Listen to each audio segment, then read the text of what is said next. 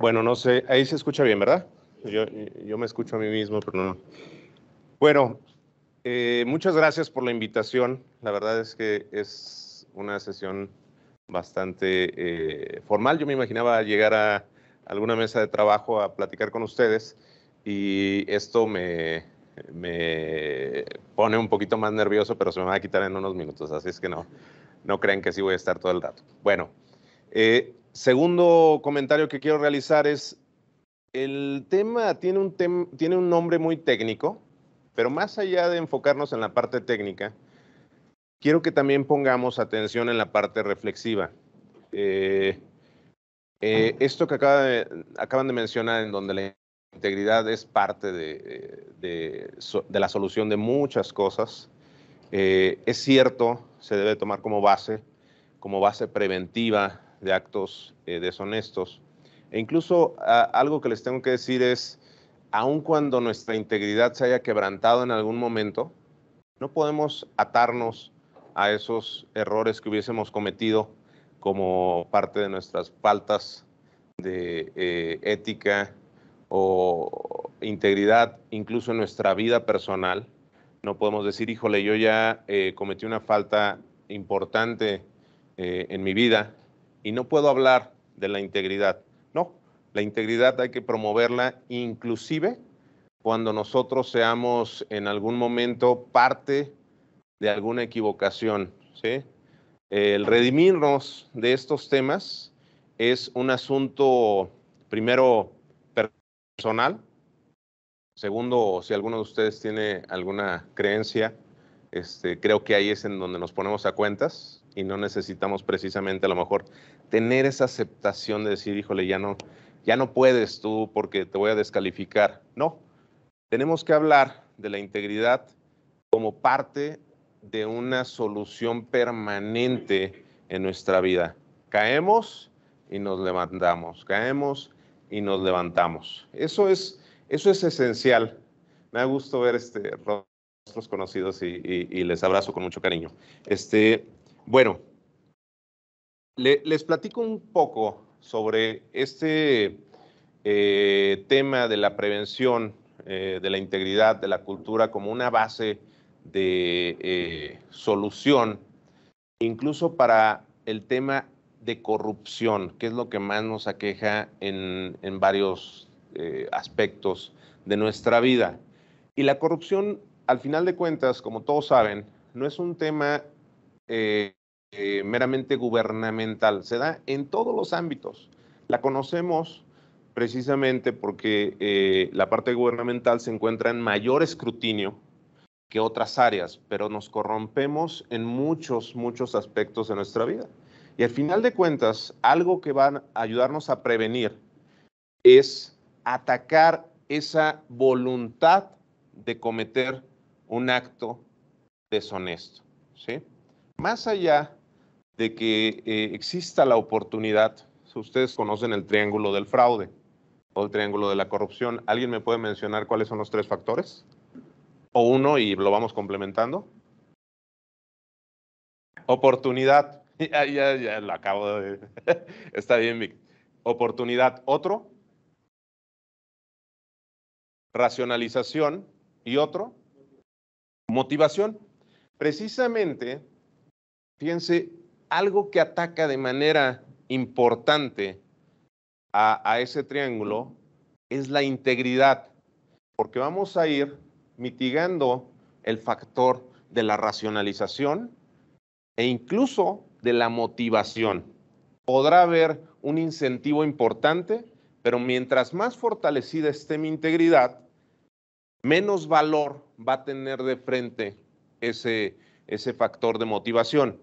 Y entonces va a quedar uno que tal vez nunca lo vamos a llegar a mitigar, que es la oportunidad. Y es que cada vez que ponemos una regla, buscamos la forma de romper esa regla, ¿sí o no? O sea, hacemos leyes complicadas, leyes complicadas, leyes complicadas y cada vez nos regulamos más y más y más. Y lo que necesitamos es respetar lo que hay, ¿sí? Porque si no, entonces lo que hacemos es burocratizar procesos y al final de cuentas terminamos no haciendo o logrando nuestros objetivos. Y si ustedes conocen ¿alguien había escuchado sobre la guía de autoevaluación de riesgos? Esta guía de autoevaluación de riesgos es emanada de la Auditoría Superior de Fiscalización y emana de un esfuerzo por prevenir. Hay una guía de autoevaluación de riesgos que parte de la base del MISI, o lo que conocemos, bueno, es el MISI de COSO, pero este MISI es emanado del Sistema Nacional de Fiscalización y derivado de ello se crea una guía para que autoevaluemos riesgos. Y después de esa guía de autoevaluación de riesgos, viene una guía de autoevaluación de riesgos de integridad. Pienso que el proceso o la importancia se le tiene que dar a la guía de autoevaluación de riesgos de integridad, aunque esa sale como complementaria. Y como vas a tener una palomita extra, si lo haces, no. Esa debería de ser algo que promovamos de manera permanente nosotros. Imagínense la chamba que sería para todos los fiscalizadores, evaluadores de control, revisores, auditores externos, si nos enfrentáramos o auditáramos organizaciones honestas o con una cultura fortalecida de integridad y ética. Estaríamos teniendo mayor confianza en los controles. Como saben, lo primero que evaluamos para definir si confío o no en los controles son los 5 componentes del MISI, ¿no? Y el primero de ellos, con 5 principios, se refiere a una cultura ética e íntegra. Es el primer principio, el respaldo de una cultura íntegra y ética. ¿Okay? Y no es por casualidad que sea el primer principio, es porque es lo más importante para que corra adecuadamente un sistema de control interno. Bueno, vamos a la siguiente, por favor. Vamos a ver la introducción a esta guía y vamos a analizar solamente algunos aspectos relevantes del cómo se forma esta guía. Y el punto es que en 1:40 no vamos a abordar toda la guía, son como 30 y, si no me equivoco, van a ser 31 páginas de la guía del PDF. Es muy corta. Si es muy corta en el texto, indica que lo que tenemos que hacer es nosotros complementarla con mayor literatura, ¿no? Pero la invitación es, esto va a ser una introducción y la invitación es a que lo complementen con la lectura de la propia guía. Vamos a la siguiente lámina, por favor. ¿Qué es la guía? Bueno, en primera instancia, la Auditoría Superior de Fiscalización, en el ejercicio del análisis de sus funciones, es decir, cómo estoy llevando a cabo estos ejercicios de fiscalización a diferentes organismos, qué es lo que estoy encontrando, cuáles son las debilidades que podemos atender, realizó un estudio de los entes que estaba fiscalizando y generó un informe del resultado de la fiscalización superior de la cuenta pública 2012. Fíjense desde dónde viene y en dónde lo estamos abordando como si fuera algo novedoso, ¿sí? Insisto, la integridad es algo que no hemos tomado con la seriedad adecuada, pero que en realidad es gran parte de la solución. De esto se deriva un estudio técnico, realizan un estudio técnico para la promoción de la cultura de integridad, ¿sí?, en el sector público, que se identifica con el numeral, el documento 1173, y otro estudio general de la situación que guarda el sistema de control interno en el sector público federal. Algo que podríamos emular o que seguramente tenemos en el Estado. No sé si estén de acuerdo. Sabemos en dónde tenemos fortalecidos aspectos de control interno o del sistema de control interno de las entidades y en dónde habría que invertir más. Después de ello, estos dos estudios concluyen en que existe una ausencia de herramientas metodológicas para identificar los riesgos de opacidad, los riesgos de corrupción o de integridad. Y déjenme decirles que el punto tal vez viene, hace una semana di una plática en la Fiscalía del Estado y estaba el comité precisamente de riesgos y de integridad. Y concluíamos que en ocasiones no queremos llamar a las cosas por su nombre. Este marco integrado de control interno tiene 17 principios. ¿Alguien me puede decir cuál es el principio 8 de este marco? Según si es coso, fraude, si es MISI, corrupción. Así es. Si es coso, es fraude, si es MISI, es corrupción. Pero difícilmente identificamos o narramos un riesgo tildado de corrupción, porque pareciera que le estás diciendo corrupto al servidor, ¿sí? Pero no es así, estamos hablando de un riesgo, le estamos diciendo, te puedes corromper en este proceso, aguas. Y eso no tiene nada de malo, pero ya lo estamos sintiendo, me estás diciendo corrupto, acabas de mencionar la palabra corrupción y en un riesgo que identificaste en mi proceso y algo traes contra mí. Y entonces los dejamos de identificar, ¿no? Porque no quiero bronquearme con el cuate que tengo enfrente. Pero no es así. Entonces también, cuando vamos a identificar riesgos de integridad, no les estamos diciendo que les falta integridad. Les estamos diciendo que podrían vulnerar su integridad. Y ahí les va, ¿por qué les menciono el tema de la Fiscalía? En el ámbito de la corrupción, se entiende que es un intercambio de beneficios. Y lo más común es que entendamos que yo hago algo y tú me pagas por eso que hice. ¿Sí? Pero resulta que en ese tema de la seguridad ni siquiera tendría que recibir un beneficio. Yo solamente le haría llegar una foto de su familia. ¿De acuerdo? Imagínense, no habría monto que fuera más presionante que eso. Y entonces, sí lo debemos abordar como un tema de vulneración a la integridad de esos personajes o de corrupción a esos personajes. Porque podríamos acusar, señalar, etcétera, y decir, se han corrompido, ve y ponte en esos zapatos. ¿Quién? Levanta la mano. Es un puesto sensible y entonces tendríamos que analizar cuáles son los riesgos a mitigar. No crean que ellos traen frío todo el tiempo y traen el pasamontañas de gusto, ¿verdad? Pero que identifiquen quién es, ya es un factor de riesgo. Que alguien al interior pase datos es un factor de riesgo. Entonces estamos hablando de cosas importantes. Cuando estaba en el comité, yo les decía, híjole, estamos realizando actividades que a lo mejor no están teniendo el impacto, y déjenme,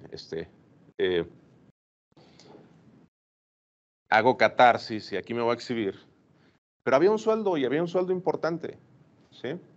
El punto era si estábamos retribuyendo a la sociedad ese sueldo. Y yo decía, es que tenemos que analizar cuál es el riesgo que más amedrenta a la sociedad relacionado con la corrupción. Que se roben unas lámparas en una bodega, perdón, si es un robo, obviamente, como dice el principio 8, no hay tolerancia al riesgo, ¿verdad? Pero hay riesgos más importantes. Y entonces levantamos la mano para juntarnos con el Consejo Ciudadano Consultivo de la Fiscalía. ¿Para qué?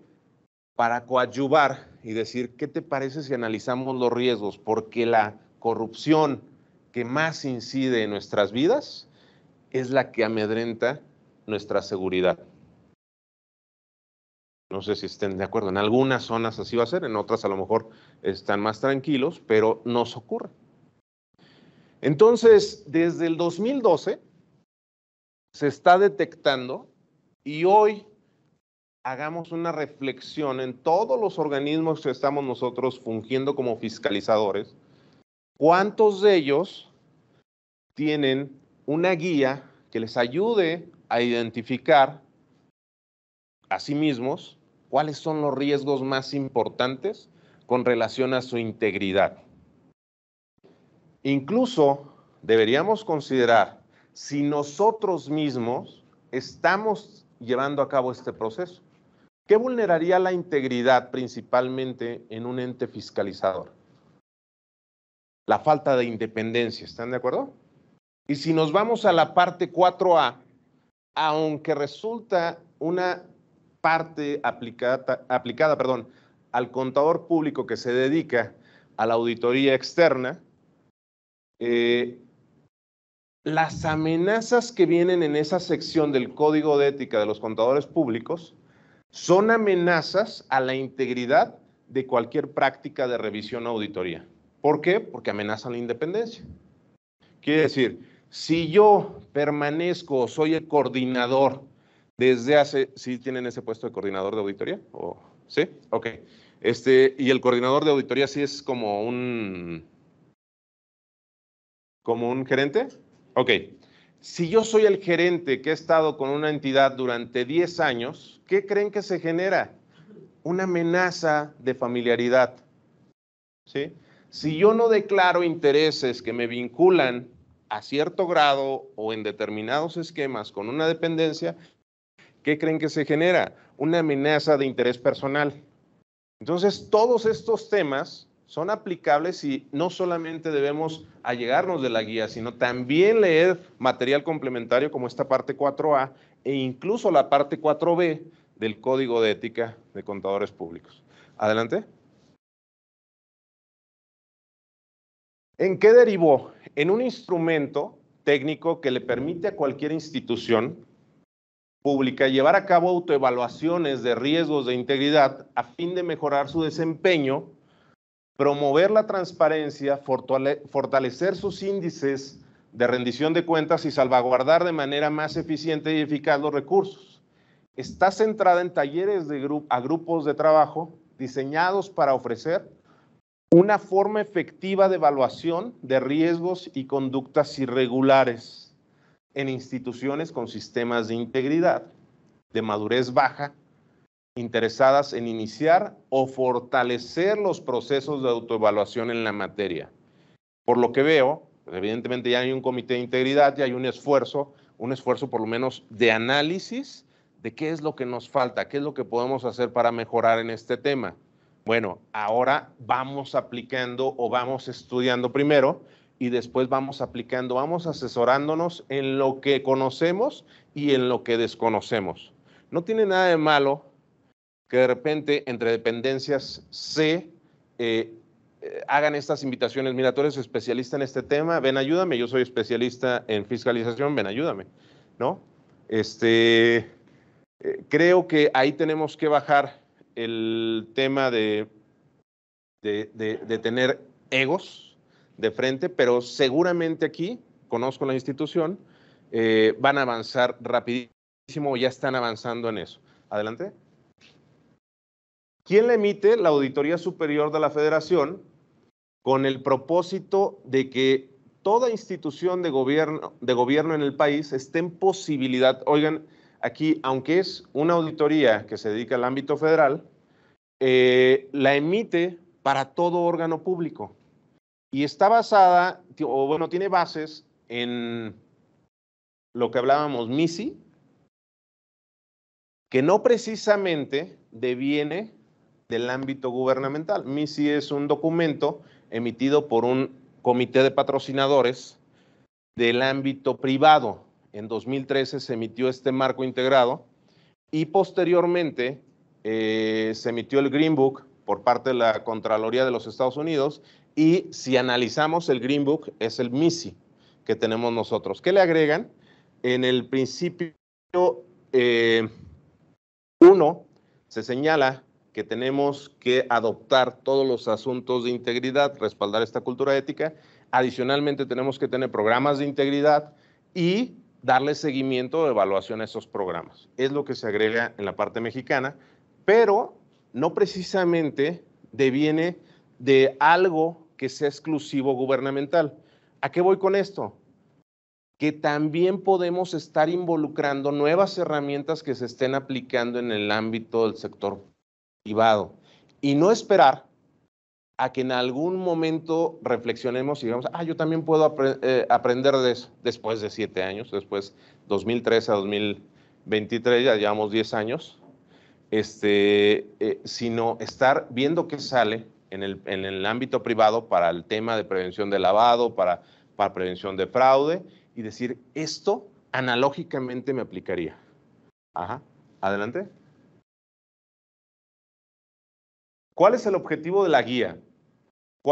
Ayudar al cumplimiento de los objetivos y metas de cualquier institución del sector público, considerando el debido resguardo y utilización de los recursos con base en las mejores prácticas internacionales. Ahora, aquí hay un tema bien importante que se dejó de, no sé si lo estemos cambiando a nivel global, pero ya el tema de corrupción incluso no se genera por la aplicación de los recursos. La aplicación de los recursos sería la forma más, ¿cómo decirlo? Más burda de la corrupción, ¿no? Más detectable. Alguien que está de plano muy novato en el tema, lo haría a través de la utilización de los recursos, ¿sí? Ahora, el fiscalizador debe tener en cuenta eso y decir, eso ya no es precisamente mi riesgo. Mi riesgo está por fuera incluso de la operación de la entidad. Entonces, aunque se mencionan estas bases, les estoy dando estas bases porque vienen en la guía, no le pongan ese límite de la utilización de los recursos. Pongamos de la operación. Y si de la operación se genera prácticas con tildes de corrupción o conductas deshonestas, pues no precisamente lo encuadren solamente en la aplicación de recursos. Adelante. ¿Por qué la emite? Porque representa un aporte de la Auditoría Superior de la Federación al Sistema Nacional de Fiscalización.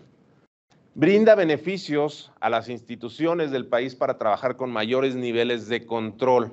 Como les decía, si tenemos una entidad mejor controlada, mi trabajo se hace más sencillo y me enfoco en lo que en realidad importa. Contribuye al fortalecimiento de la integridad en el sector público a fin de prevenir y disuadir. Es mucho más complicado perseguir hechos que prevenirlos.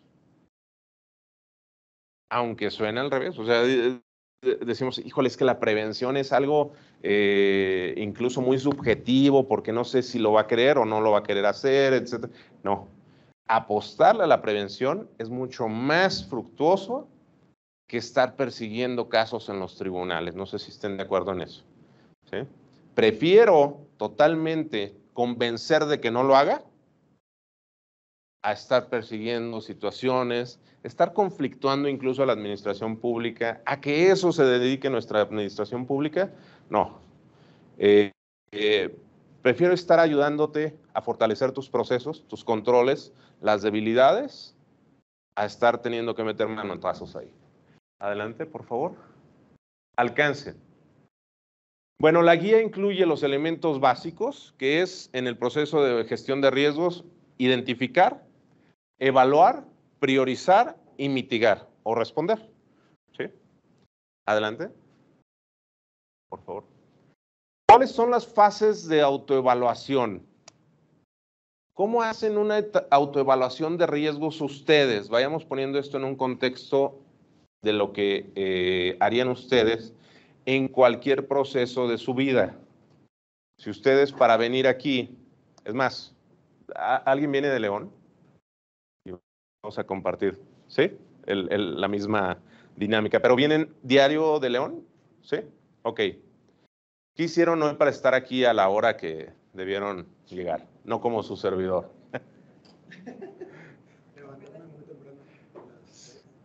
Anteriormente, sabían, de León a Guanajuato hacíamos como 30, 40 minutos, ¿no? Dependiendo del... ahora, ¿cuál será el objetivo principal? Díganme el objetivo principal de este viaje a León. Llegar a tiempo ya es un adjetivo, ¿no? Llegar. Vamos a ponerle llegar primero. Y después, a tiempo. Yo les decía, antes de a tiempo, en los ejercicios, llegar vivo, porque tal vez me traigan. ¿Sí? Y es que nos va a suceder lo siguiente, y eso lo debemos de reflexionar cuando le metemos por presión del tiempo. De repente le metemos a 160 y nos damos cuenta de que vamos en un riesgo tremendo, que si se nos llega a cruzar un perro, vamos a tener un accidente. Y vamos a llegar, pero en otras condiciones, ¿no? El punto entonces es llegar, y después le vamos agregando ciertos temas que van definiendo la forma en la que quiero llegar. ¿Sí? Si no conozco la prioridad de esas características, voy a tomar decisiones incorrectas como acelerar a 160, ¿están de acuerdo? Y eso es lo que ocurre también con las instituciones. La debilidad en la definición de los objetivos es el primer error que te va a causar un desajuste en el cumplimiento de todas tus metas. Voy a otro tema. En nuestro trabajo, mi esposa hace poco me dijo, oye, me acaban de invitar a un banco más grande, hay una posibilidad de colocarme en una dirección importante, etcétera. Vino un socio español de ese banco, le habló maravillas, entonces se sienta con ella, y ella me viene y me dice, la verdad es que hemos tenido un distanciamiento a lo mejor en tiempos, su servidor y ella, porque ella trabaja bastante y yo andaba siempre afuera. El punto es que platicando le dije, mira, si ese es tu último objetivo de vida, vas por buen camino. ¿Sí? Pero debes considerar qué es lo que va a suceder en el resto de las vertientes. Vamos a analizar cuáles son los riesgos. Tal vez puedas llegar, va a sonar chistoso esto, pero no con esposo, ¿no? Sí, sucede, ¿no? Va a suceder, o sea, es un riesgo importantísimo. Descuidamos un poco lo que estamos haciendo en casa. Igual un servidor. Ajá. Puedes llegar, pero te vas a perder la niñez de tus hijos. Y yo no sé cuánto valga la pena o cuánto dinero valga la pena perderte esas etapas. ¿Sí? Vas a llegar, pero al final de cuentas, también, si no sabes manejar la presión de esos puestos, lo que va a suceder es que puedes llegar a contraer alguna enfermedad por el estrés. ¿Sí? Entonces, haz un análisis si en realidad ese paso abona tu objetivo de vida o estás en condiciones, porque definitivamente alguien lo hace, ¿no? No es que sea irrealizable ese puesto, pero hay quien lo tiene totalmente dominado y hay quienes dicen, no, soy incompatible para llevar a cabo esta actividad.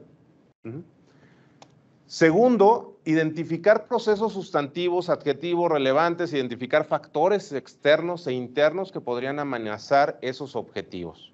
Esta es una serie de cuestionamientos, es decir, ¿qué es lo que pudiese incidir en el logro o en la falta de consecución de estas metas? ¿Qué podría pasar que totalmente sería algo ineludible, que su servidor no hubiese llegado, que tampoco hubiese llegado, que en la carretera hubiese habido un accidente? Nadie avanza, ¿están de acuerdo? Completamente nadie avanza. Y es algo que pudimos prever, por mucho que nosotros digamos, oye, me voy a ir a las 6 de la mañana, porque si el tráfico es de 4 horas, totalmente no voy a avanzar. déjenme les cuento, en Oficina México, los socios nos comentaban que ellos se iban al gimnasio a las 4 de la mañana, el horario de ellos ya había cambiado a las 4 de la mañana a Torre Mayor, salían de Torre Mayor, se bañaban y se pasaban a la oficina. Dice, si yo salgo a las 6, 7 de la mañana, no llego.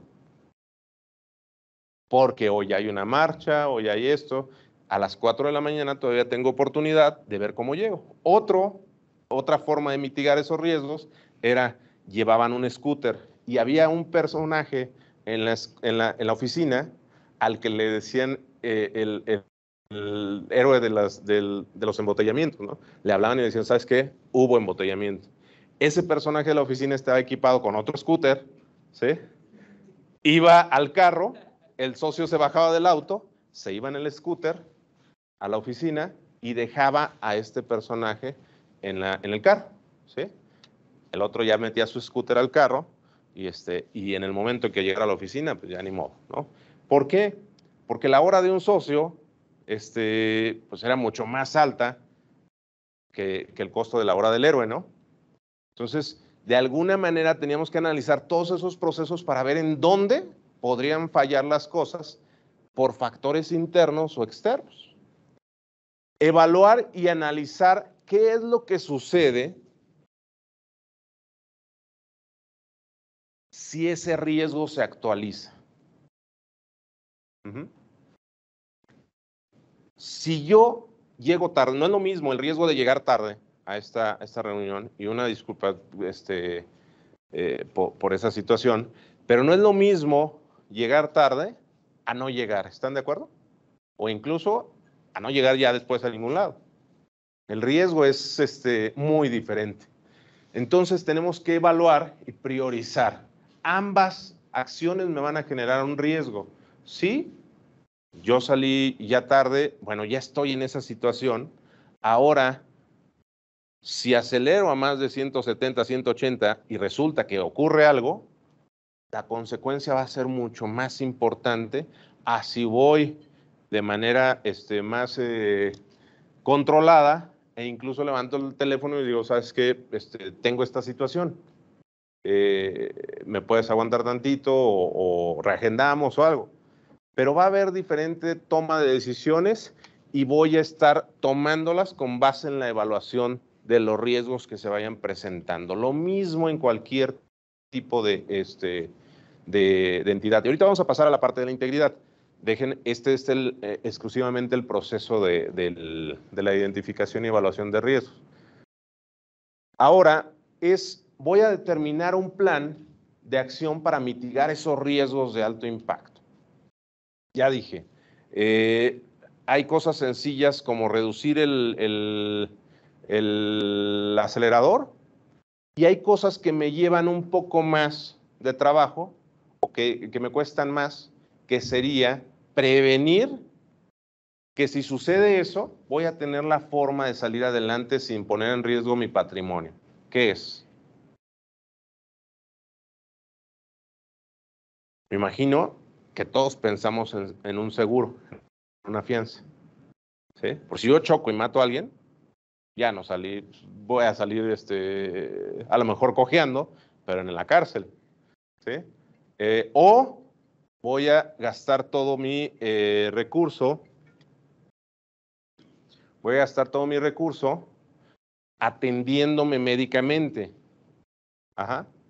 O es posible que las limitaciones de un hospital no me permitan atenderme de la misma manera que si yo tuviera un seguro de auto, ¿verdad? Entonces, precisamente alguien que dice, yo estoy en constante riesgo, no puedo salir sin seguro. No sé si alguien aquí ha decidido salir sin seguro, pero es un riesgo alto. Es un riesgo bastante alto no traer seguro. En otros países es obligado tener el seguro.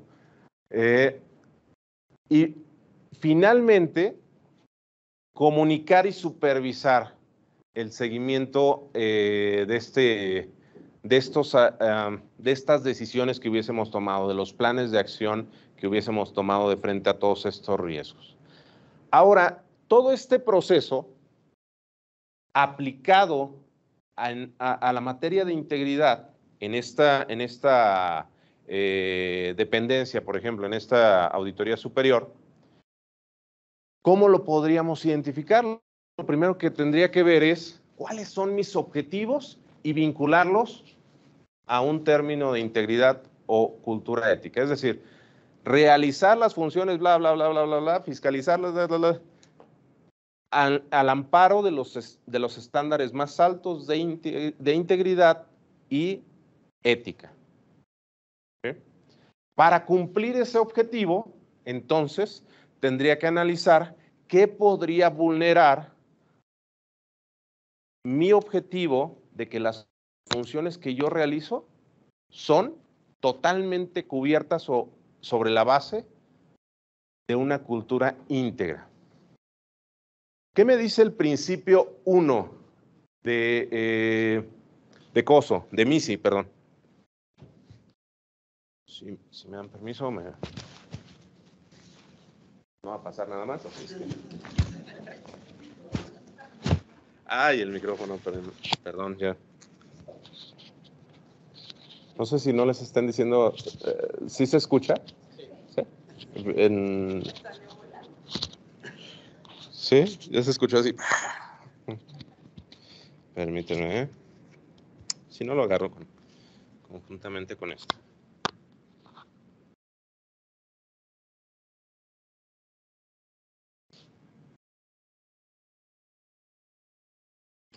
Bien, el principio 1 es el respaldo a una cultura ética e íntegra.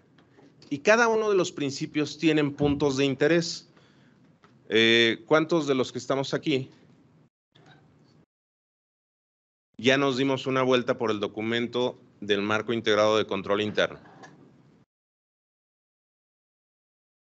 No, sí, ¿no? Yo creo que sí. Sí, ¿verdad? Pero no les gusta levantar la mano, ya vi que nadie hace nada. Y eso no se los creo. Si yo admiro una dependencia, es esta. La verdad es que la Auditoría Superior tiene un excelente nivel en el desarrollo de sus actividades porque se prepara y se prepara y se prepara y se prepara y aparte lo aplica. Entonces les tengo buena admiración. No creo que no hubiesen pasado por el marco integrado de control interno, pero ¿qué dice el principio 1 y los puntos de interés? Fíjense nada más lo que llega a detonar un riesgo. Que el líder o el alto o el gobierno de una entidad, ¿qué es el gobierno de una entidad? Los consejos, no respalden una cultura de integridad. Imagínense aquí al comité proponiéndole al titular de esta dependencia, que lo ubico, lo conozco y tengo excelente opinión sobre el maestro, proponiéndole, oye, vamos a hacer un evento para promover conocimientos al respecto de la integridad. Y que les diga, no, a ver, hay cosas más importantes, vamos a estudiar las tablas, ¿no? Híjole, es que te quiero convencer que la integridad es algo importante. No, a ver, aquí no vivimos de eso. Dice, la moral es un árbol que da moras, ¿no? Y empezamos con eso y dices, ¿ese es el líder? Pues esa es la integridad, ¿no? La verdad, empezamos a generar un ambiente en donde la integridad no precisamente se posiciona en la mejor ubicación dentro de nuestras prioridades. Voy a comentar un caso que a lo mejor lo van a identificar, pero no me refiero a él para señalarlo o para evaluar. En algún momento una entidad estaba realizando un proceso de adjudicación de obra y resulta que en la mesa de apertura de las propuestas sale una propuesta del cuñado de la máxima autoridad o de la presidencia de ese organismo, ¿sí? Y el presidente sigue el protocolo y se retira de la sala. Dice, señores, ustedes continúan, yo me retiro. Finalmente, una serie de noticias al respecto hicieron ver que no se cumplió una máxima del conflicto de interés. Una máxima que no es legal, pero que se menciona en los códigos de ética, por lo menos en el profesional de la contaduría. La independencia tiene que ser y parecer. No puede ser nada más, porque si no, entonces me estoy justificando legalmente siempre. No, yo seguí el protocolo. ¿Qué era? Dejé mi silla y les comuniqué que estaba la propuesta de mi cuñado. Si fuera el ser nada más, nunca vamos a perfeccionar procesos. Y va a continuar el tema de no parecer íntegro o íntegra una acción. Y ahí les va, ¿cuál es el verdadero impacto de esta situación? Después de ello, se hicieron ciertas denuncias al respecto, se llevaron a los tribunales y el tribunal dijo, la persona siguió el protocolo. Legalmente, no tuvo ninguna responsabilidad. Pero aquí hay que tener cuidado y hay que abrir nuestra mente. Porque todos nosotros podemos ser fiscalizadores del deber ser, pero también tenemos que tener una visión de lo que se puede mejorar. No sé si estén de acuerdo con ello. Por si no, entonces las cosas siempre van a continuar como las estamos operando. Y ahí les va el tema.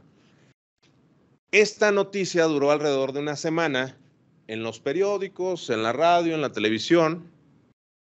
Y lo que nosotros abordábamos era, es que no me importa si en realidad tiene un manotazo o una nalgada el presidente. Me está importando porque ese es un mensaje que vulnera el punto de interés de respaldo a una cultura ética en la organización y se tiene que abordar de manera inmediata. ¿Por qué? Todos los demás colegas de la organización dijeron, pues aquí se puede, ¿no? La integridad sí es, pero no tanto. Sí puede haber conflicto de interés, pero puede haber sus salidas. Y entonces esas malas interpretaciones empiezan a dar justificación a otros funcionarios para cometer lo que no hubiesen cometido si no hubiesen sido alentados por esa situación. No interesaba tanto que la persona que lo hizo tuviese un castigo, eso no.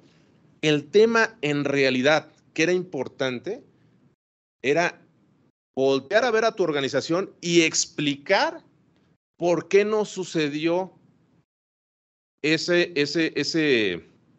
digamos, ese acto al amparo de un conflicto de interés. ¿Qué fue lo que sí se hizo? Miren, señores, les voy a explicar. Sí me salí, se quedó la Contraloría, quien tiene toda la independencia, o el titular del órgano interno de control se quedó, se incrementó la transparencia sobre el proceso, está a su disposición el expediente para que cualquiera que tenga alguna duda de haber llegado a tomar una decisión influida por mí, porque están de acuerdo que el presidente se puede salir, pero se quedó el director de adquisiciones y dijo, ¿qué pasaría si no le doy al cuñado la obra? ¿Mañana ya no tengo trabajo? ¿Qué pasaría si voy en contra? Y se quedaron todos los funcionarios así. Pues vamos a darla. No estoy diciendo que eso ocurrió, pero si no analizamos más a fondo la situación, si no explicamos el por qué no ocurrió eso, lo que se permea es más importante que el propio acto. ¿Sí? Entonces, evaluar, analizar el impacto y después determinar qué es lo que voy a hacer, tiene una importancia más allá de lo particular.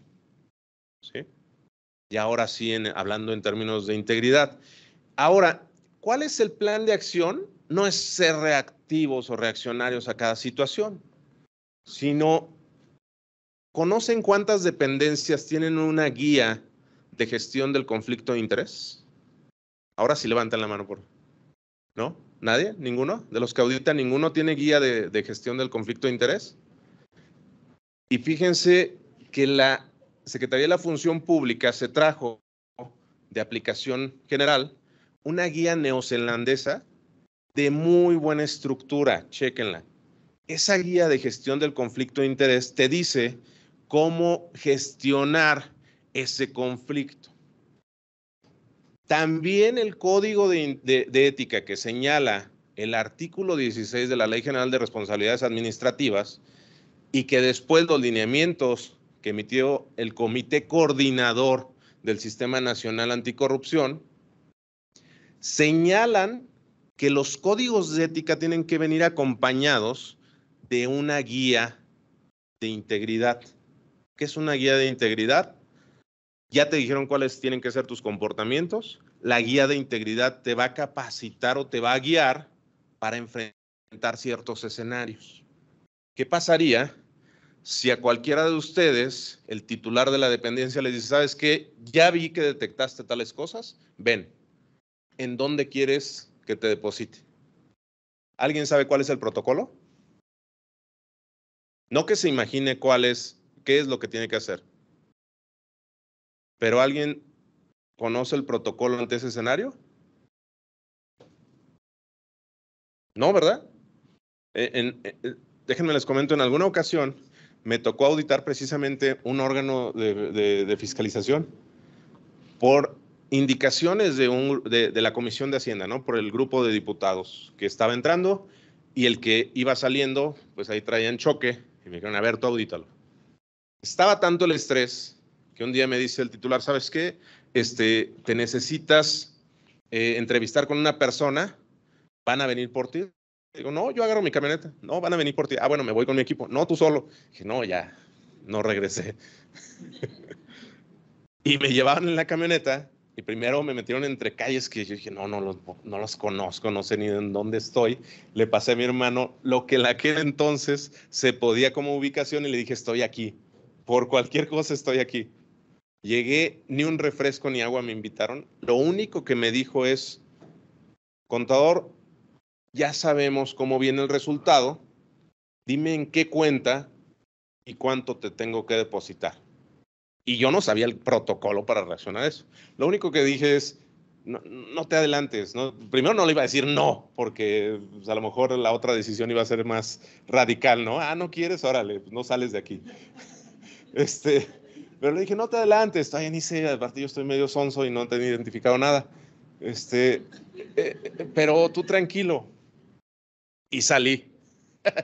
Bueno, salí sin ningún acuerdo ni nada, saliendo, le hablo a mi socio y le digo, oye, acaba de suceder esto y te lo quiero comunicar. Porque, porque nunca me había sucedido, ¿sí?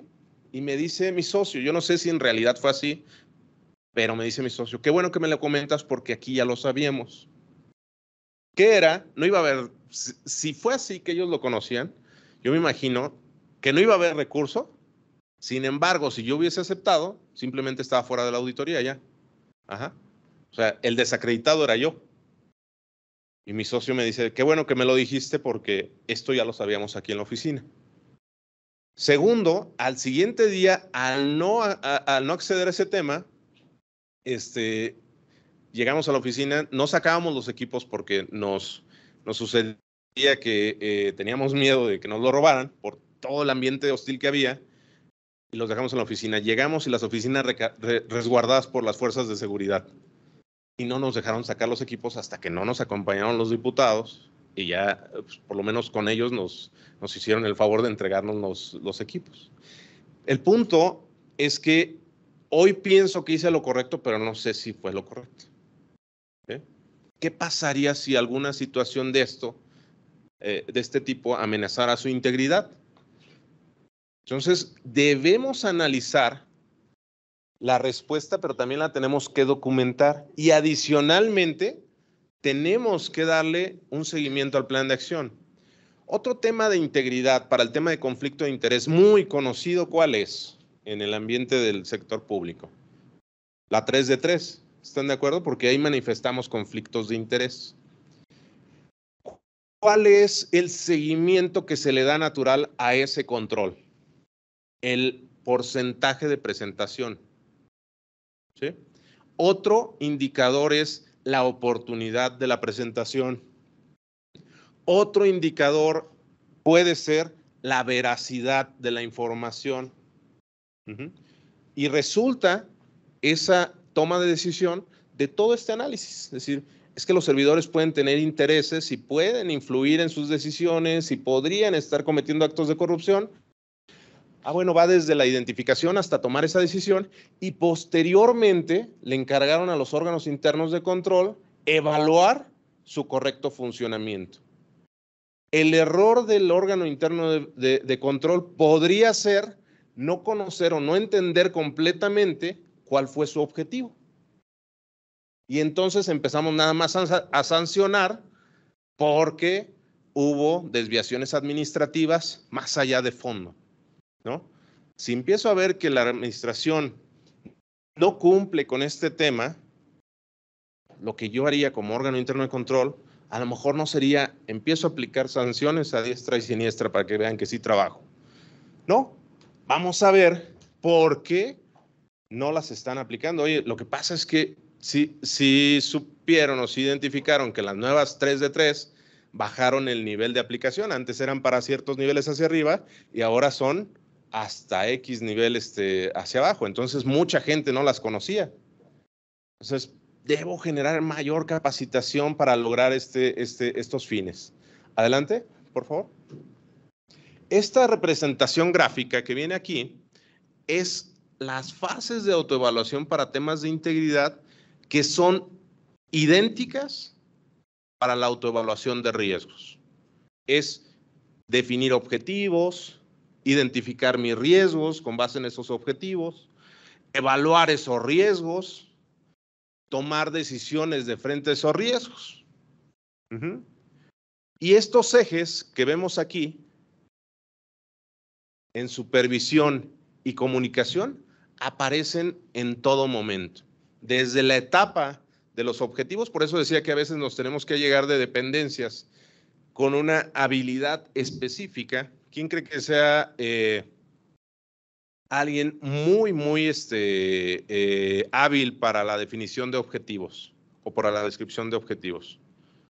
A veces nosotros no somos tan hábiles, ¿no? Ponemos todo así como si todo fuera tan importante. Pero hay dependencias que generan programas gubernamentales, planes estatales, ¿sí? Políticas de Estado, y su habilidad es la planeación. Tal vez no sea el control, pero su habilidad es la planeación. Entonces, el punto es que esa mezcla de habilidades en cada una de las etapas podríamos estarla llevando a cabo en este sentido, en la supervisión. Oye, ya hice mi definición de objetivos, ¿me le puedes echar un ojo? Aquí precisamente hay una dirección de planeación. Así es, ¿verdad, Vic o Tomás? Entonces, ellos están especializados en estos temas, metodología marcológico, etcétera, cosas que para nosotros en muchas ocasiones suenan como un poquito extrañas. Bueno, esa habilidad es muy útil para poner la base en el proceso de autoevaluación de riesgos. Adelante, por favor.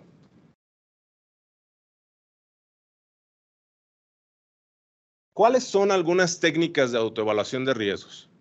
Hacer encuestas, entrevistas, talleres o diagramación de procesos.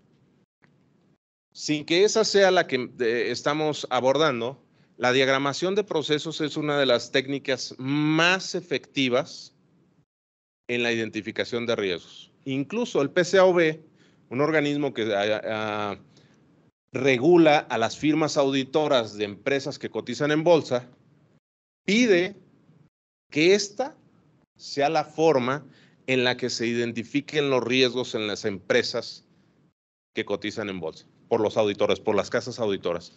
¿Por qué? Porque te va a dar la pauta de decir, a ver, ¿por qué en este proceso que es tan importante no estás identificando riesgos?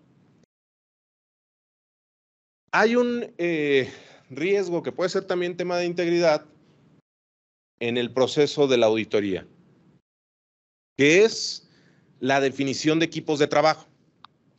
Ese es un riesgo que es vulnerable a la parte de integridad, ética, porque se generan amenazas de interés personal, de familiaridad O sea, yo trabajo bien con este cuate. No es bueno, pero trabajo bien, ¿sí? Tiene familiares en la dependencia, pero trabajo bien con él. Oye, pero hay otra mejor opción y alguien especializado en la materia. Hay dependencias que requieren cierta especialización. Por ejemplo, para la evaluación de instrumentos financieros, para el ISEG, me imagino que debe haber una persona especializada en la parte financiera, en la parte de mercados, porque gran parte de lo que se va a opinar en los estados financieros de ISEG es la evaluación de instrumentos financieros, las coberturas, las posiciones que se tengan de frente al mercado, etcétera. Ah, bueno, oye, pero este no está especializado. Sí, pero es mi cuate, ¿no? ¿Cómo evitar eso? Desde arriba.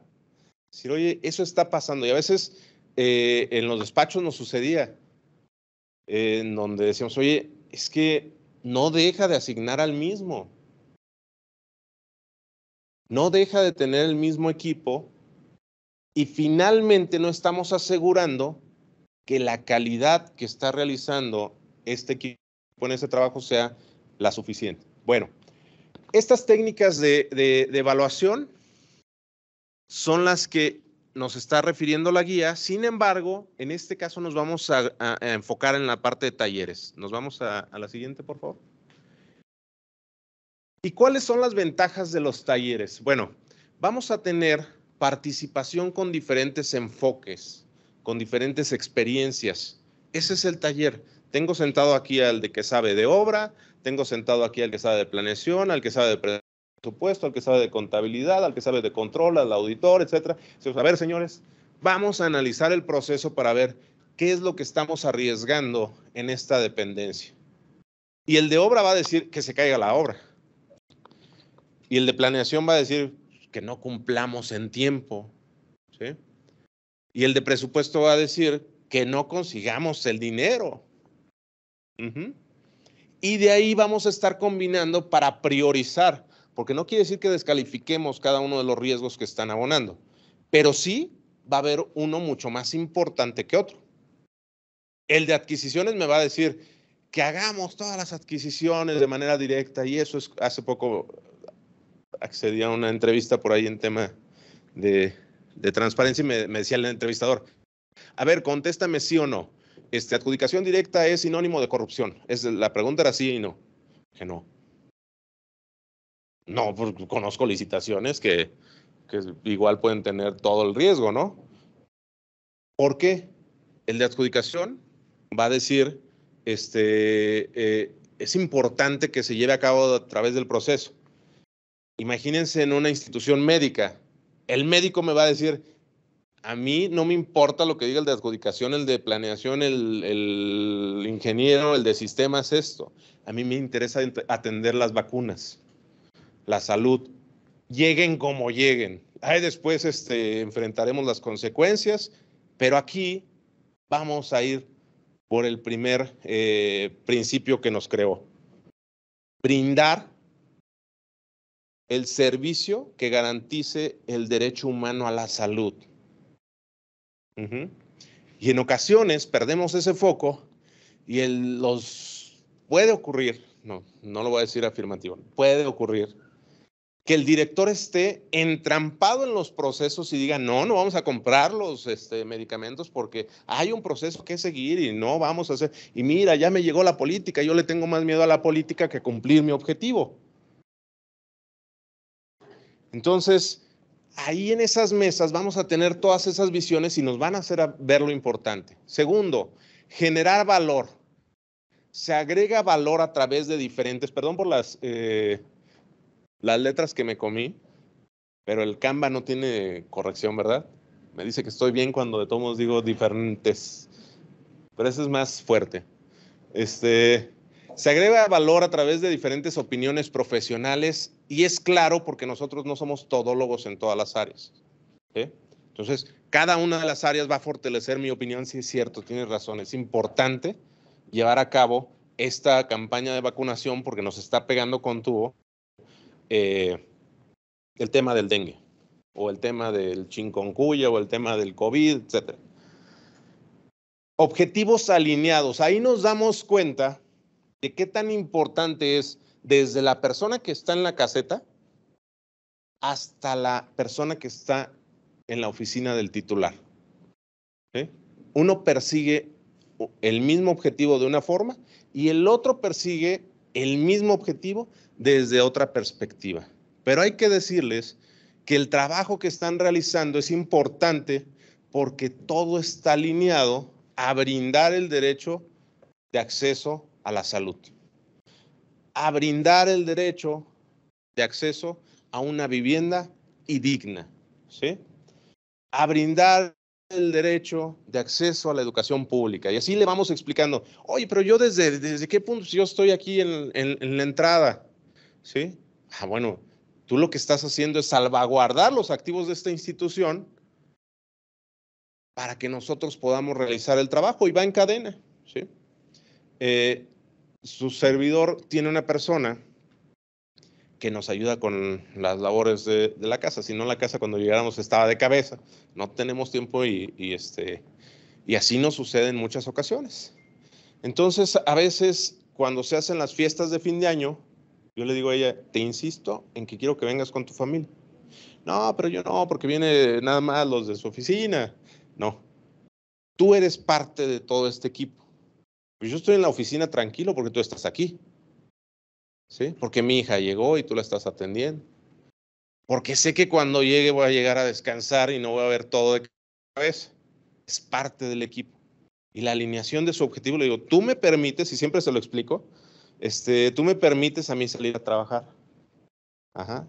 No llegar y todavía echarle aquí, pues ahí se destrozan las familias, ¿no? Todos estresados se duermen. Si le decimos eso, incluso yo le cambié el nombre, ella es administradora del hogar. Así es. Ella es la administradora, se encarga de pagar, se encarga de comprar el agua, la carne, ella administra el hogar, ella no tiene otro nombre. Y mi hija, me encanta porque mi hija un día la defendió, llegó una niña y le dijo, oye, tú, y se refirió con una palabra que dije, ay, caray, que niña de 6, 7 años, y mi hija le dijo, ella no es eso, ella es la administradora de esta casa. Entonces, si alineamos esos objetivos, tenemos mejores resultados. Y entonces vamos a estar esforzándonos por identificar qué podría vulnerar la integridad de la persona que está abajo. Miren, otra vez vuelvo al equipo de la casa. Yo estoy pendiente de ella porque ella tiene llaves, accede, sale, entra cuando ella quiera y le tengo total confianza. Pero hay un estudio de Ben Sherwood que dice que el 10% de las personas están buscando siempre cómo defraudar. Y ese no me interesa. Ese lo vamos a identificar en cualquier proceso de evaluación. Y hay otro 10%, si estamos hablando de una campana de Gauss, si es campana de Gauss, ¿verdad? El otro 10% de la punta del lado derecho dice, nunca lo haría, prefiero morirme en la línea. Ajá. Pero el 80% que está en medio es circunstancial. Y entonces hay un 80% de que alguien corrompa su conducta por alguna circunstancia. En este caso, aunque sea la persona que supuestamente tiene menor incidencia en mi equipo de trabajo, es la que más me interesa.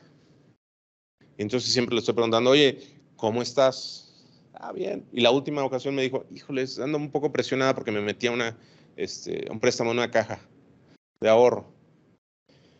Y dije, híjole, no vas a salir. Le dije, a ver, ¿cuánto pediste? No tanto. Ah, ok, ¿cuánto están cobrando? No, está pagando el interés.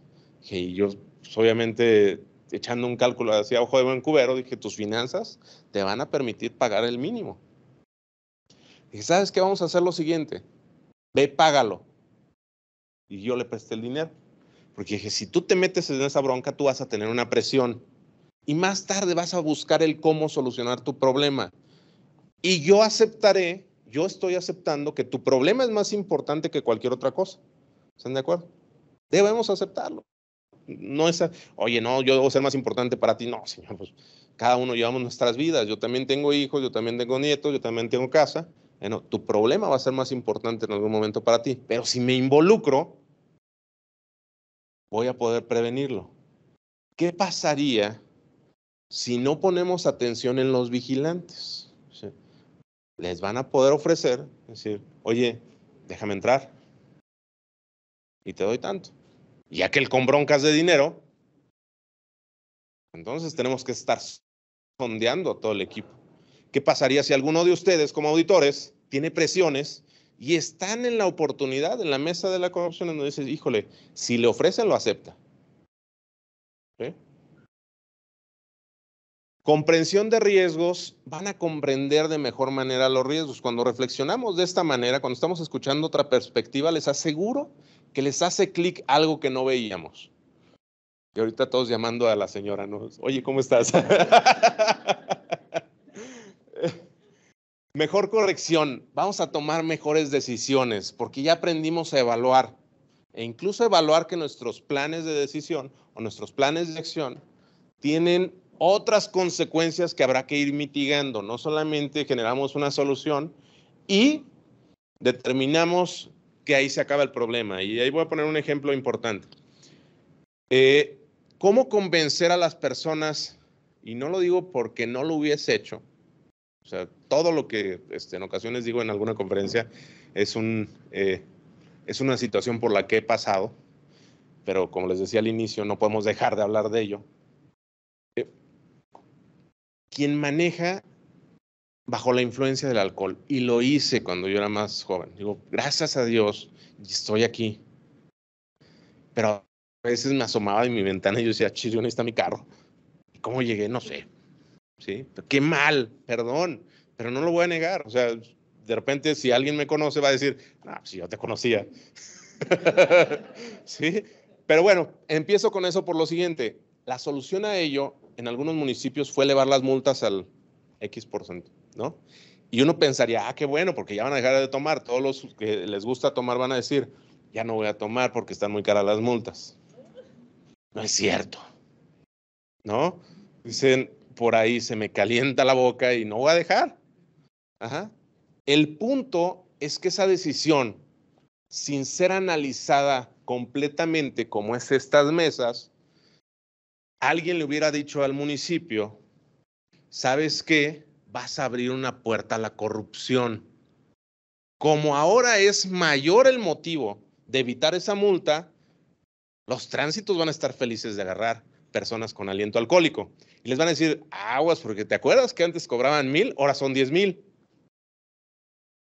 ¿Qué te parece si nos ponemos a mano? Y el conductor va a decir, sí, antes te mandaba la fregada y ahora ya no lo hago, ¿no? Ten tus 10,000. Y entonces abrimos otro canal de corrupción. Entonces tiene que ir acompañado de una solución integral.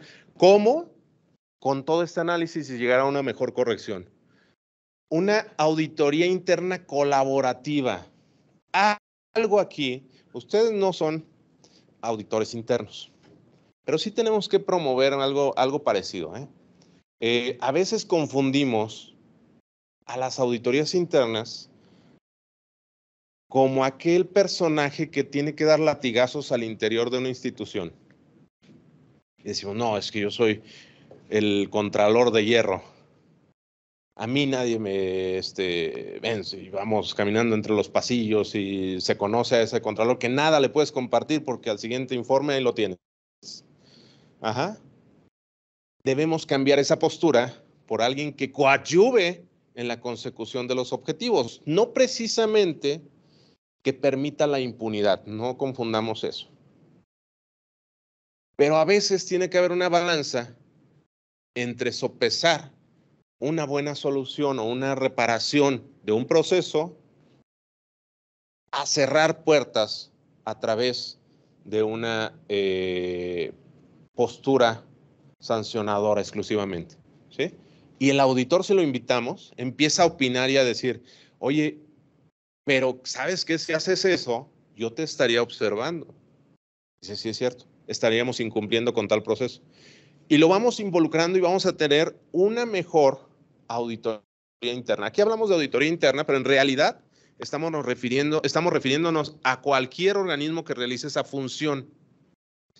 Ojo, creo, a ver, corríjanme, si en el tema de desempeño ¿hay sanción o no hay sanción?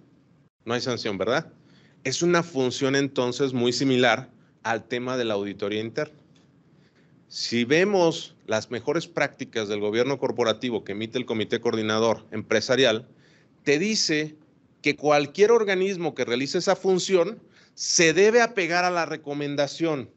Quiere decir que si esa práctica de desempeño hoy por hoy se puede tomar como análoga de la auditoría interna, tenemos que tener esta visión de colaborar, cómo mejorar, más allá de venirte a decir, ¿sabes qué? No cumpliste.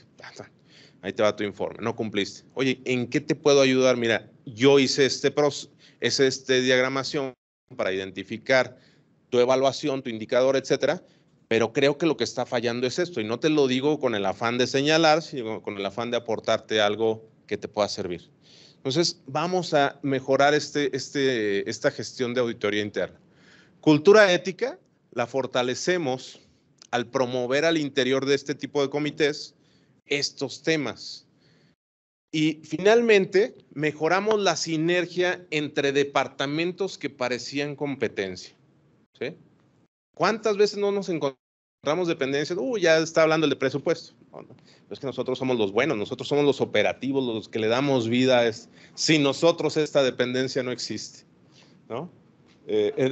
No sé si te llegó a tocar, Tomás, en una dependencia que se llama COFOSA. Presumían todos sus departamentos. Mira, aquí está la misión Asia, ¿cómo le llamaban? Algo así le llamaban misiones. Eran grupos o equipos que se dedicaban a estudiar mercados de diferentes partes del mundo. Imagínense los que estaban dedicados a analizar la tendencia en la moda en Nueva York. O sea, eran cuates así, chavos y chavas, estaban guapos y guapas, ¿no? Y los veías así, te iban presentando a los asiáticos, a los europeos, y pasaban por una puerta cerrada así, decían, ahí está contabilidad. Y seguían y no la abrían. Yo decía, oye, ¿y no vas a presentar? No, al rato tú vas ahí. El punto es que generamos esas diferencias entre departamentos en muchas ocasiones, ¿no? A veces generamos superestrellas, o sea, yo soy el equipo superestrella de estas instituciones, o incluso al interior de un departamento, una función tan grande como auditoría puede tener equipos estrella, y eso genera un desbalance bien feo, porque ya no te ayudan a resolver problemas, sino en ocasiones hasta los generan, ¿no? Entonces, estos talleres tienen esas ventajas. Yo me imagino que cuando se analizó este tema en el 2014, 2013, por ahí, dijeron, si hacemos la diagramación, seguimos generando trabajo individual. Si hacemos estos talleres, vamos a permear el conocimiento que tenga alguno en el resto de las personas. Y si alguno se lo lleva a una dependencia, si se lo roba a una dependencia que es válido, los otros compañeros van a suplir este conocimiento. Entonces, yo decía al inicio, la diagramación es bien efectiva, sí, pero las ventajas justifican el porqué los talleres. Adelante. Ahora, ¿cuáles son los elementos fundamentales para estos talleres? 1, el respaldo institucional. 2, el servidor público que funge como coordinador de riesgos a la integridad institucional. Y 3, el servidor público que se desempeña como facilitador del taller. Hablamos de servidor público, pero a lo mejor pueden involucrar aquí instituciones como los colegios de contadores, los colegios de abogados, institutos de auditores internos, etcétera, para llevar a cabo estos talleres, ¿sí? Es una buena práctica promoverlos al interior de entidades, porque a lo mejor una entidad va a decir, no tengo un funcionario con las características. Bueno, vamos iniciando, ¿sí? Y el primer taller o el segundo te acompañamos, el tercero lo haces tú. Adelante. ¿Qué es el respaldo institucional? ¿Qué implica tener este respaldo institucional? Pues precisamente converge con lo que es el principio 1, tener el respaldo de la máxima autoridad. Que le demos el valor suficiente al taller y que no digamos, bueno, pues están haciendo el taller, a ver, manda al que ahorita no está asignado y manda también a y a que pues no hacen tanto, y empezamos a menospreciar, ¿no? Eso no me interesa, yo voy a estar ahí haciendo la apertura del taller. Uno de los entes públicos que nos pidió un código de ética que le ayudáramos a elaborar un código de ética, nos dijo, oye, ¿y por qué no lo presentas también tú? Le dije, no. Ese es el error más garrafal, por eso estás como estás. El tema era, bueno, le expliqué que si él no le daba la importancia al código de ética como titular, el resto iba a decir es un documento que me presentaron, en algún momento me van a preguntar sobre él, pero no lo tengo que aplicar, porque para su presentación no estuvo ni el titular. ¿Sí? Entonces, hay que involucrar en estos temas a las altas esferas pues, de las organizaciones. Siguiente, por favor. ¿Qué hace un coordinador? Esto se los voy a dejar mejor para no estar viendo, pero lo principal viene un poquito más adelante. Vamos a pasar estas láminas a la siguiente. ¿Cuáles son las diferencias? Y nos vamos a pasar al facilitador. El coordinador es aquel que hace, déjenme, voy un paso atrás, había un coordinador y facilitador. El coordinador es el que lo lleva a cabo, el que hace posible el taller. Ajá. Y el facilitador es el que me va a ir guiando, pero no hace un rol de auditor, hace un rol de autoevaluador. El auditor va a dirigir tu pensamiento. El autoevaluador te va a hacer reflexionar y que tú dirijas tu pensamiento. ¿Sí? Esa es una diferencia importante. Dice, el tema de auditoría se está enfocado en pruebas y procedimientos de verificación. La autoevaluación comprende toda la estrategia institucional. La comprensión de esa estrategia institucional es cómo se integran todas las áreas para lograr mi objetivo institucional.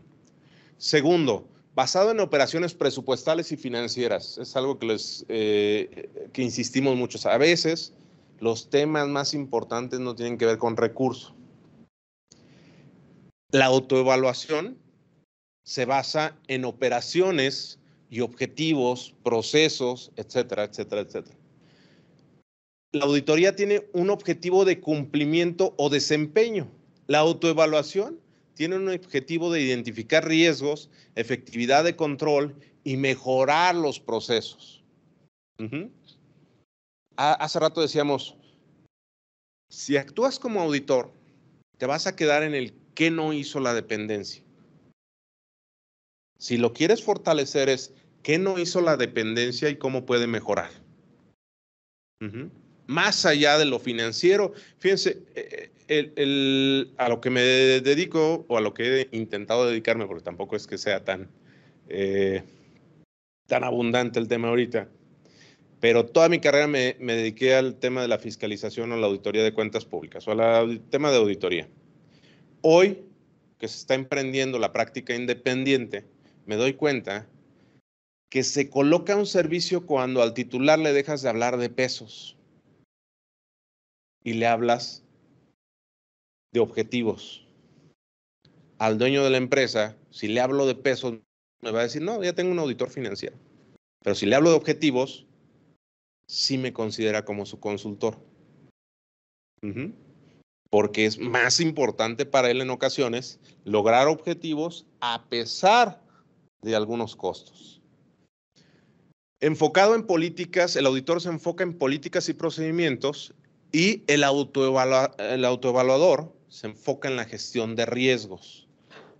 Hay una cobertura multianual en la auditoría y en la autoevaluación hay cobertura continua de la administración con revaluaciones de riesgos.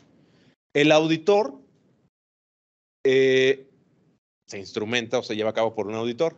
En la autoevaluación cambia a facilitador, énfasis en la responsabilidad individual de los servidores públicos que intervienen en los procesos. Quiere decir, hay una cierta especialización, aunque no sean auditores.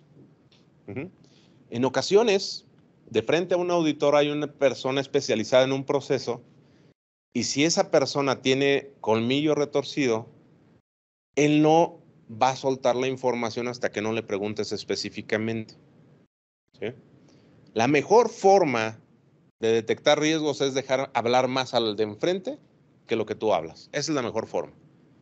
Pero si el de enfrente tiene el colmillo retorcido, te va a decir, aquí estoy a tu disposición, te voy a responder todo lo que quieras. Oye, ¿haces un análisis de riesgo? Sí.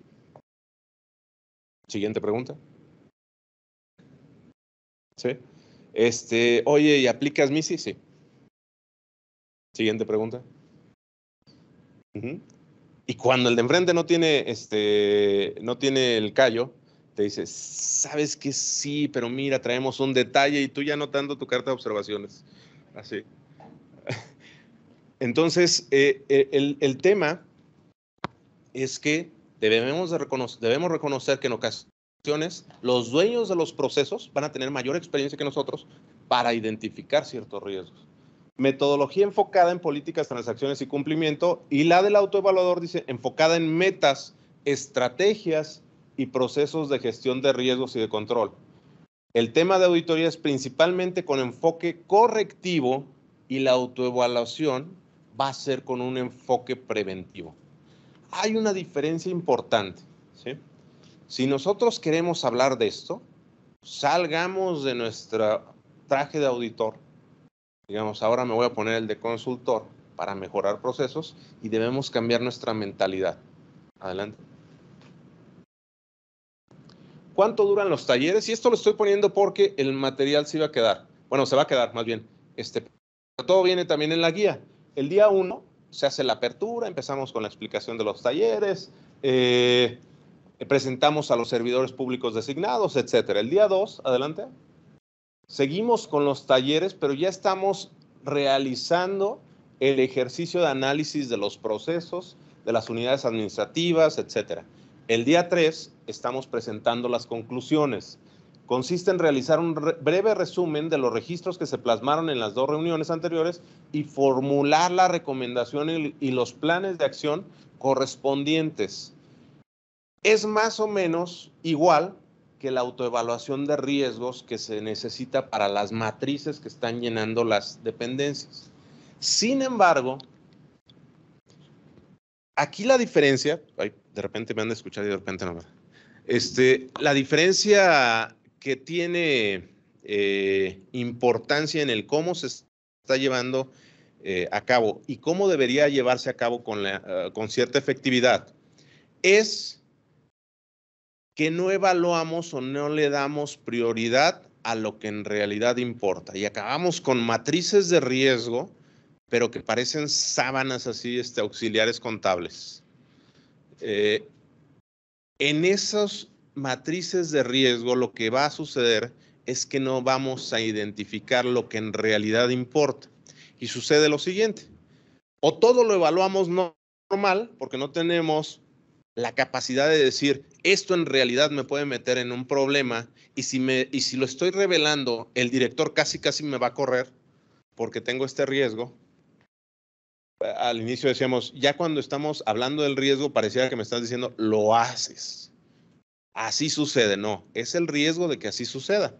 Y entonces no lo evaluamos importante. Y todo es normal, todo lo tengo controlado, los conceptos no los identifico correctamente, la descripción no la identifico correctamente, los controles no los identifico correctamente. Incluso, déjenme les comento, hay uno muy común que pierde el sentido, su conexión entre el control y el riesgo, y es la integridad de cuentas bancarias. Y si hablamos de integridad de cuentas bancarias, porque finalmente ahí estaría repercutiendo en el dinero un acto de corrupción de manera regular,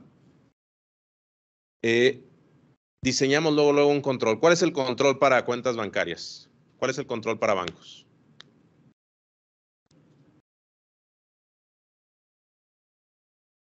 Para integridad. ¿Qué es lo que hacemos regularmente incluso como auditores? Así lo hacemos y estamos en algo cuestionable. Confirmamos. ¿Sí? Fíjense en algo tan común en lo que no nos hemos puesto a reparar.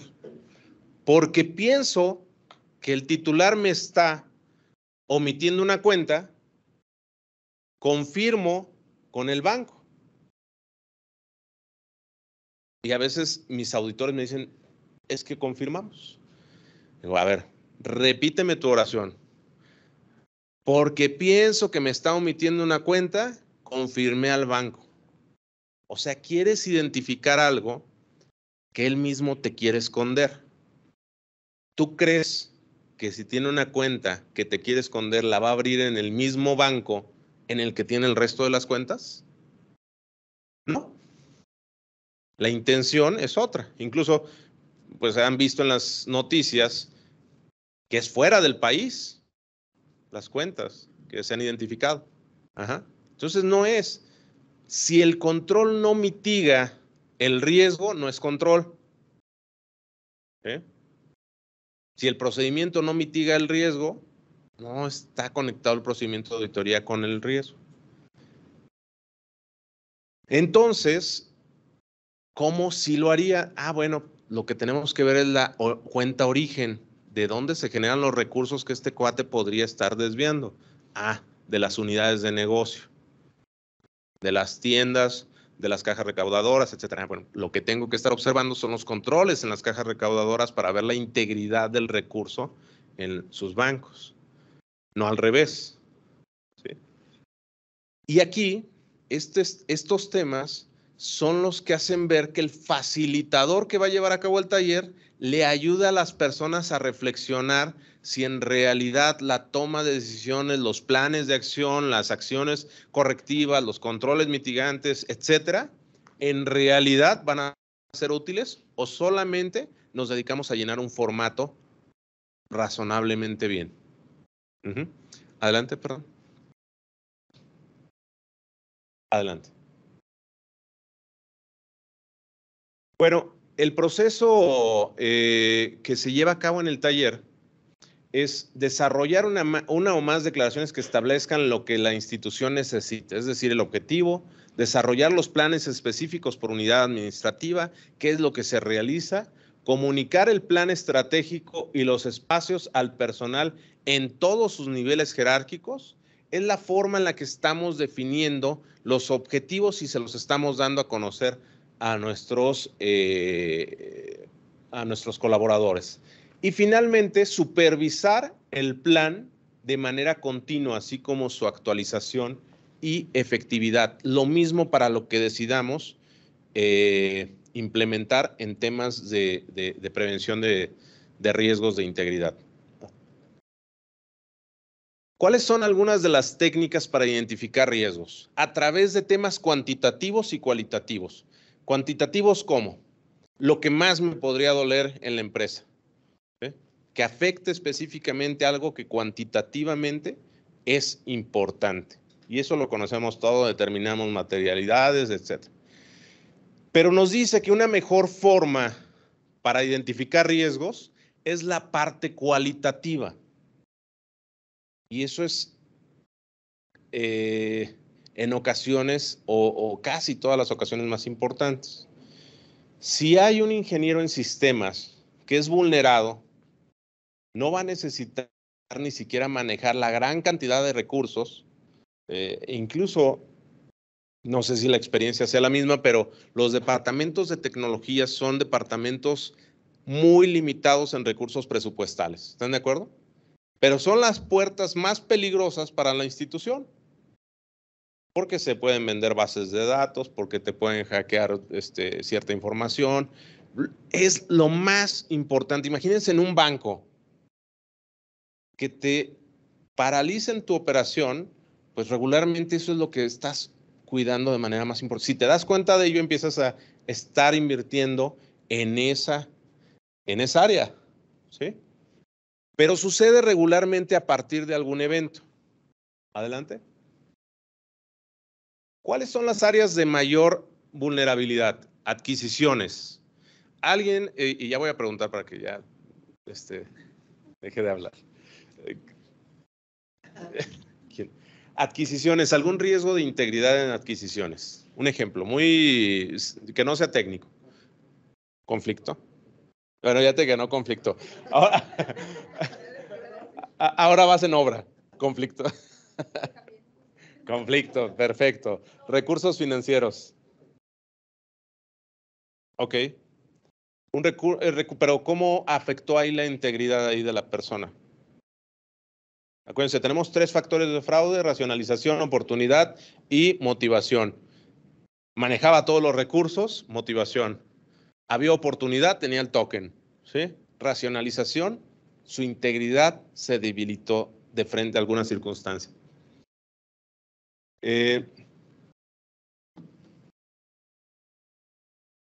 Son las 11:54. Déjenme, les cuento aquí nada más una última historia. Esta es ya casi la slide final. El tema de la integridad se ve vulnerada por situaciones que son inimaginables. Marta Cadavid, una consultora que ustedes invitaron, la invitamos a ser parte de nuestra organización y ahora nos acompaña a visitar a algunos clientes, aunque sea de manera virtual. Clientes que están preocupados por temas de fraude. Y nos habló una empresa y nos dijo, ¿sabes qué? Me sucedió tal cosa, ven, necesito platicar contigo y necesito hacer un forense. Fuimos, entrevistamos a la persona y el socio, más allá del dolor que le causaba el tema del dinero, porque es una empresa que facturaba muchos millones de pesos, y el fraude fue por algunos millones, pero no algo que le doliera o que lo fuera a llevar a la quiebra, le causó el tema que quien se lo hizo era su mejor amigo. Era su compañero con el que él había iniciado la empresa.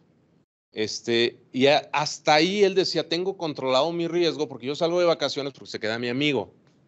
Y me voy de aquí tranquilo porque se queda mi amigo.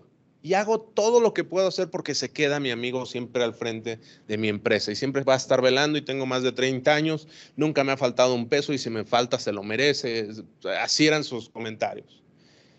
Y empezamos a hacer el análisis. Bueno, Marta empezó a preguntar varias cosas. Y Marta se refirió más a lo personal y yo estaba un poco desconcertado porque ¿qué estará tratando de investigar Marta? El por qué la empresa lo hizo y demostrarle al empresario que no tiene los protocolos necesarios. Porque el empresario decía, es que yo estoy bien, no necesito meter aquí un sistema burocrático de riesgos, porque así lo ven, ¿eh? Así, de repente así vemos la gestión de riesgos. Y le empezó a preguntar hasta llegar a lo siguiente, ¿sabes por qué cambió su mentalidad en este triángulo de fraude? Dice, la persona tenía la oportunidad porque manejaba todos sus activos. Tenía la motivación porque si él hacía cualquier operación se llevaba una buena cantidad de dinero. Pero su racionalización siempre era, soy el mejor amigo del dueño y no puedo hacerle esto. Me dio la oportunidad, me ha dado la confianza, me ha dado esto. ¿Qué creen que cambió? Díganme un factor que cambió. ¿Cómo? Se pelearon. No, te va a dar más risa lo que cambió. ¿Vale? Se casó. ¿Se casó? Ya no se casen. No se crean. No se crean. Ahí les va la explicación de esto. Tenemos que siempre estar analizando los componentes que integran la operación porque cualquier cambio incide en la racionalización. Imagínense un cuate que llega bien hábil a decir, oigan, ¿y aquí en adquisiciones nunca hacen esto? No. ¿A poco a ustedes no les da nada? No. Y a los que nunca pensaban en hacerlo, hoy dicen, ¿a poco tú sí lo haces? Sí, nunca, yo vengo de hacerlo. Y mira, y ven al cuate con un Audi, ven al cuate con un, y dicen, oye, pero yo soy el único sonso. El de la esposa cambia por lo siguiente. La esposa empezó, porque para esto, obviamente no era un criminal el personaje que realizó esto, ni tenía la intención de ser criminal y se quedó en la ciudad. Entonces, pues él enfrentó las cosas, ¿no? Y ya enfrentándose o dándole seguimiento con su socio, le decía, es que mi esposa me reclamaba que por qué tú te ibas a Dubái y yo a Cancún. ¿Sí? Mi esposa me reclamaba que por qué tú vivías en tal lado y nosotros, no era una mala vida, era un buen funcionario, era el director general. Pero ¿por qué tú vives allá y yo acá? Si los dos empezamos, ¿sí? Y le decíamos, sí. Y seguramente el personaje le dijo, mi vida, es que Él puso el dinero, de él es la empresa. Sí, pero tú le has ayudado siempre. Qué ingrato. Y empezaste a formarte el mantra, decir merezco. Y han visto esos mantras, ¿no? Merezco, merezco, me lo llevo. Sí, la motivación, la parte de racionalización. Y hasta lo anotan en libretas, merezco, merezco, merezco. A ver, venga para acá. ¿Sí? El punto es que la persona lo comete incluso sin ni siquiera necesitar ni tener la intención, pero su racionalización era, esto está desequilibrado. Tú tienes demasiado y yo no tanto. Aunque en números fríos, uno es el dueño y el otro es un muy buen funcionario. Entonces, hablábamos del tema de recursos financieros. ¿Por qué sucede en algún momento? Si pasaron tantos años, por circunstancia. En algún momento la integridad dejó de ser tan importante por otro motivo. Recursos humanos. A ver. Conflicto de interés por contratar.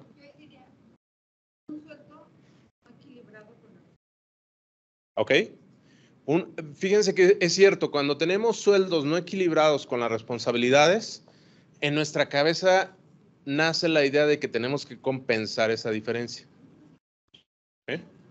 En recursos humanos, bueno, la integridad lleva hasta empezar a vender plazas, ¿no? Lo que de repente empezamos a ver por ahí en algún momento yo las vi hasta en Facebook. Yo decía, ¿por qué se anuncian estas plazas? Y contacté. No sé qué. Recursos materiales. Ahí basta el robo hormiga, ¿no? Quien administra, quien compra. Quien compra, evidentemente, ya lo dijimos, conflictos de interés, robo, etcétera. Pero incluso en la administración, decir, ¿qué tanto es tantito si el de arriba? Ahí empezamos a justificar con el comportamiento de la alta administración. A ver, si el de arriba, yo que no me llevé unas hojas. Y después de unas hojas empiezo con las plumas. Y después de las plumas, decía uno de los socios, ¿hago la voz o sin la voz? O sea, quien te roba un lápiz te roba el despacho. Y es cierto, quien te miente así ya aguas, pero como decíamos, no toda la gente es perfecta. Vamos a tener fallas en diferentes dimensiones de nuestra vida y también no es justo decir, ya lo hiciste. Pero hay que abordarlo, hay que decir, ¿sabes qué? Sucedió, no es correcto hacerlo. En temas de transparencia o de tecnologías de información, ¿hay alguien? ¿No? ¿No? ¿Sí? Tecnologías de información. Temas de integridad. A ver, dame un ejemplo en donde se podría correr un riesgo de integridad en tecnologías de información. Subtracción de información, ¿sí? Y a veces es muy útil, por ejemplo, abogados que dan seguimiento a cuentas por cobrar, pues le pagan a la gente de tecnología para saber en dónde están sus bienes más importantes, ¿no? O cuáles son sus datos para poder dar seguimiento a una demanda efectiva. Transparencia. ¿Hay gente vinculada con transparencia? ¿O con unidad de transparencia? ¿O qué podría afectar? Víctor, ya te moviste.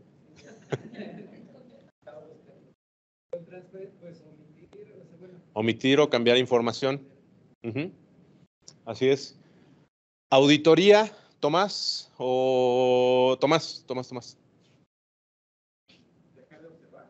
Dejar de observar por una influencia de interés personal, ¿sí? U observar por una influencia de interés personal, ¿no? Ambas partes son temas que pueden incurrir en nuestra ética. Y control interno, no generar, fíjense, ahí está un tema importante. No pongo este control porque si no voy a empezar a dejar de hacer, ¿sí?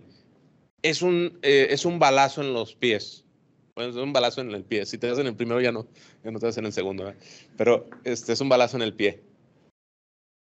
El tema de integridad al diseñar el control interno va desde el punto de vista de no diseñar adecuadamente, no señalar lo que es representativo. Les comentaba al inicio que cuando levantamos la mano para decir, oye, vamos a meternos con el tema de seguridad, hubo una discusión muy fuerte en el seno del Comité de Participación Ciudadana que decía, no porque tengo familia, caray, yo vengo de Marte. Obviamente todos, y quien venga aquí va a tener familia, ¿sí? Pero no porque vengas aquí vas a decir, no, en eso no me meto, eso sí está peligroso. Más bien habría que especializarnos en cómo sí meternos, cómo sí abordar las cosas, más allá de evitarlo, porque no quiero ponerme en riesgo. Imagínense aquí hablando de que eso hubiese podido prevenir algún tema de todas las personas que estamos aquí, quiere decir que sobrepuse mi interés, más allá de lo que ustedes podrían recibir de beneficio al meterme con esos temas, ¿no? Entonces sí llega a incidir en el tema de control interno. En adición a que las normas internacionales de auditoría señalan 2 riesgos significativos. Aquí no voy a dejar contestar a Víctor ni a Tomás. ¿Cuáles son los 2 riesgos significativos que me dicen las normas internacionales de auditoría? Estos sí o sí siempre están. Y si no, me tienes que justificar el por qué no. Pero es bien difícil justificar el por qué no existen esos riesgos. 2 riesgos. ¿Cuál? Sí, es un riesgo inherente, pero ahora ponle apellido. ¿A qué se refiere ese riesgo? Voy a dar el primero. El riesgo de la subvaluación de ingresos o la alteración de ingresos. Ese te dicen las niñas, siempre es significativo, porque es el origen de la vida de las empresas, ¿no? Entonces, sin ese, el resto de las operaciones se van cayendo. Pero otro riesgo es que la alta dirección vulnere los controles en la empresa. Ese es un riesgo importante en muchos sentidos. Una, pues porque los riesgos más importantes y los controles más importantes, la alta dirección va a decir, o lo omites o te vas. ¿Sí? O me sacas esta compra directa, aunque el control sea un proceso de adjudicación, o te vas, porque es la alta dirección. ¿Sí?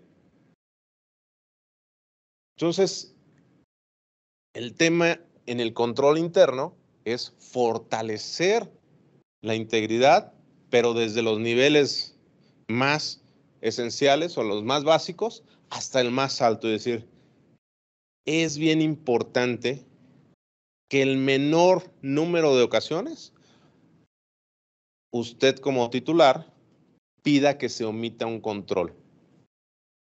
Si usted realiza eso, va en cascada el mensaje a decir el control no es tan importante.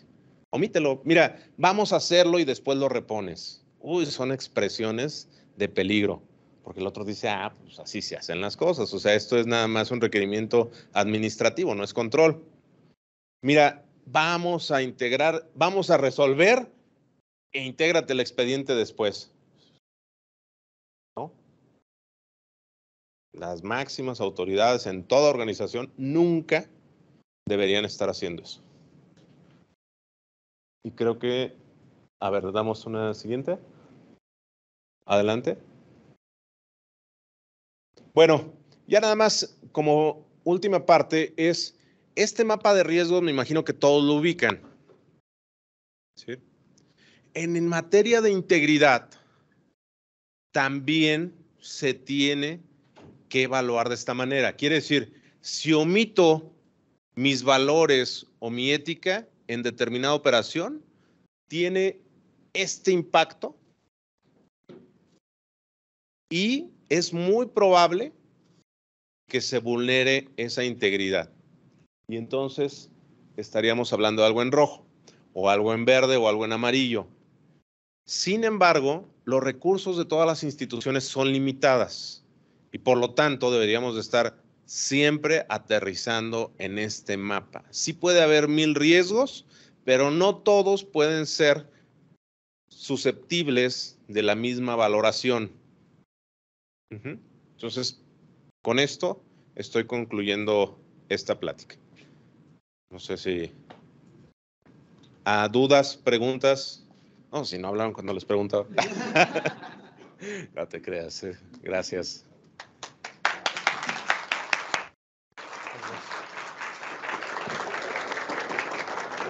Bueno, pues no nos queda más que agradecer al contador Revilla por esta plática importante que nos hace crear conciencia como comité de la gran labor que tenemos y pues el gran trabajo que tenemos que hacer para hacer esta autoevaluación a nivel institucional.